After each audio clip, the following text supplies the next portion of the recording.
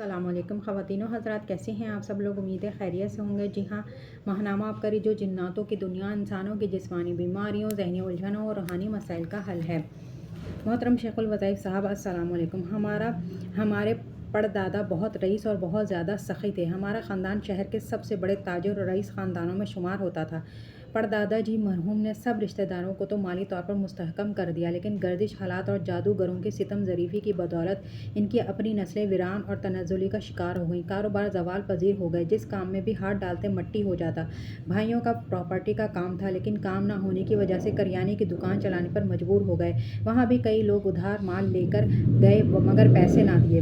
اس کے علاوہ بھائیوں کے رشتوں کے مسائل اور ہر کام میں رکاوٹیں ہیں۔ بیماریوں نے گھر کے ڈیرے ڈال دیے ہیں۔ گھر کا ہر فرد، بزرگ جوان، بچے سب کسی نہ کسی بیماری میں مبتلا رہنے لگے۔ غرض یہ کہ ہم ہر طرف سے بندھے ہوئے، بے بس اور پریشان تھے۔ ہر وقت یہی بات سوچتے کہ کیا ہم بھی کبھی واپس اپنے پردادا جیسا رتبہ، عزت اور مال و دولت، نوکر چاکر سب واپس پا سکیں گے؟ آخر اللہ تعالیٰ کو ہمارے حال پر ترس آ گیا اور تقریباً 12 سال پہلے عبقری رسالے سے تعارف ہوا۔ اللہ تعالیٰ سے مانگنے کا طریقہ آیا۔ ہم گھر والوں نے روحانی اعمال کرنا شروع کیے، جس سے حالات میں کچھ بہتری ہوئی۔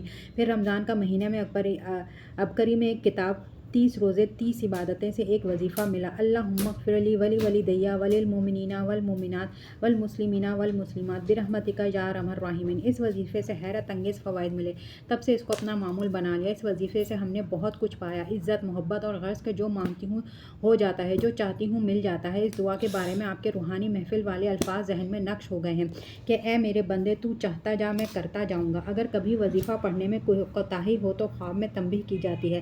2 دفعہ تو آپ نے یہ وظیفہ مجھے خواب میں عنایت فرمایا تھا، اور ایک دفعہ ایسا ہوا کہ جیسے قرآن میں پڑھ رہی ہوں اور یہ الفاظ قرآن پر ظاہر ہو رہے تھے، اور ان الفاظ پر جیسے نورانی روشنی پڑ رہی ہو۔ یعنی بار بار اس بات کو باور کروایا جاتا ہے کہ تمام مسائل کا حل اسی وظیفے میں ہے۔